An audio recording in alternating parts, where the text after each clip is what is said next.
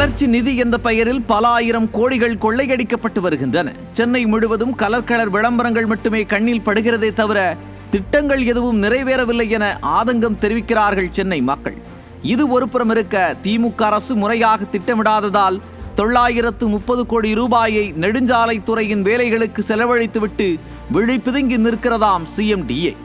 சென்னையில் திட்டமிடப்பட்ட வெளிவட்ட சாலை திட்டத்திற்கு நிலம் கையகப்படுத்த சுமார் 930 கோடி ரூபாயை வாரி வழங்கியுள்ளது சென்னை பெருநகர வளர்ச்சி குழுமமான CMDA.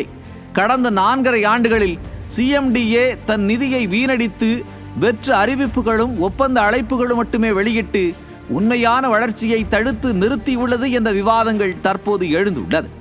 இதில் போலி ஒப்பந்தங்கள், ரத்து செய்யப்பட்ட டெண்டர்கள், செலவு உயர்வு, திட்டங்கள் செயல்படுத்தாமை போன்றவை முதன்மையானவையாக உள்ளன. குறிப்பாக போலீஸ் நிலையங்கள், கழிப்பறை தொகுதிகள், விளையாட்டு மைதானங்கள் போன்றவற்றிற்கு டெண்டர்கள் விடப்பட்டுள்ளன. இவை CMDAவின் அடிப்படை பணிகள் அல்ல. இது சென்னையின் நகர வளர்ச்சியை பின்னுக்கு தள்ளியுள்ளதாக விமர்சனங்கள் எழுந்துள்ளன. அடுத்து சென்னை மாநகராட்சியுடன் தொடர்புடைய CMDA திட்டங்களில் ஏற்கனவே முடிந்த திட்டங்களுக்கு 2 கோடி ரூபாய் போலி டெண்டர்கள், ஆவடி மாநகராட்சியில் 3 கோடியே 18 லட்சம் ரூபாய்க்கான டெண்டர்கள் ரத்து, தண்டையார்பேட்டை, அண்ணாநகர் பகுதிகளில் குப்பை மேலாண்மைக்காக டெண்டர்கள் ரத்து போன்றவை வெற்று அறிவிப்புகளாக மாறி மக்கள் வரிப்பணம் வீணடிக்கப்பட்டுள்ளது. மேலும் CMDA திட்டங்கள் ஆலோசகர்களிடம் ஒப்படைக்கப்பட்டு அதற்கு ஒரு செலவு காண்பிக்கப்பட்டு திட்ட செலவு விண்ணை தொடுகிறது.